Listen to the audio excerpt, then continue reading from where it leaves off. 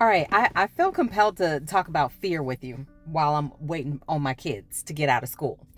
Anyway, so let's talk about the boutique. I know I bring up the boutique a lot because, listen, it is my miracle, it is my passion, it is my purpose, all those things until God changes and shifts things, which I know He's going to do because that's how He rolls. Anyway, fear. Now, when I first started the boutique, I was so scared. Like I mentioned before in previous videos, that God put it on my heart. He gave me every single directive that has transpired, whatever. You know what I'm saying? For the boutique, down to the colors that I use, the name of the boutique, the give and receive, all of it has been divinely guided and led. And so what had happened was, he's like, go talk to the aldermen, go talk to all these people, which by doing so has put me in connection with like senators and just different organizations that have been around for years. And then they come across little old me and they're like, oh, how long has this organization been going? It's so great. And I'm like, yeah, we started in 2024, baby. Yeah, with God on our side. And when people ask me, I'm gonna go back to the point, but when people ask me, they're like, what made you do this? I don't shy away from my faith, y'all. I do not. Because listen, the Lord giveth and the Lord taketh away. And I am very, very familiar with that notion. And I know it to be facts. So when people ask me, I say, I wish I could take credit for it, but God put it on my heart. I'm just the vessel that's doing it. I'm basically like just following all his directives. And there's some people that try to be like, no, well, you're the one who's doing it, so you give yourself credit. Well, yes, I am the one who's doing it, but God is the one who's directing me. Without God, first and foremost, none of it would be possible. But I digress. Now, with giving God all the glory, let's talk about that fear. Because God gave me the elevator pitch, which now I could basically say in my sleep, and fast forward all of the things, right? I'm ready on the spot, but I wasn't always like that, right? I would talk to people and I would get this lump that would develop in my throat where I would literally start to tear up. My voice would start to quiver, but I would push through. I remember when I first met my pastress, one of the first conversations we ever had, I said, listen, I'm always afraid. I'm always afraid. Now, mind you, this was when I had the worst anxiety ever. Now, the vehicle I'm in right now is a big old truck, y'all. Big old truck. I think that's the official name. Anyway, when we first got it, I was against it. I was like, you know what? I feel like I need a CDL to drive that thing. There's no way. I went approximately 5 years without driving because my anxiety was just that bad. The only time I would jump in this vehicle is if it was an emergency situation and it involved my kids. That was it. Anything else, I'm not going. I'm not doing it. No, no, no.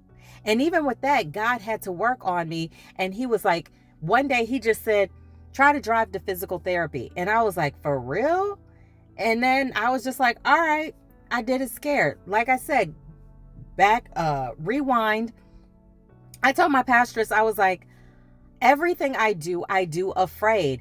Now, I just have to push through it. And that's how God made me. And the reason I'm sharing that with you is because sometimes we question and we create all these fears and we create all of these false scenarios that we think are going to transpire. And then once we get to the situation and circumstances, it never turns out the way that we imagined it, right? It's never as bad. I mean, sometimes it might be worse, but we're not talking about that.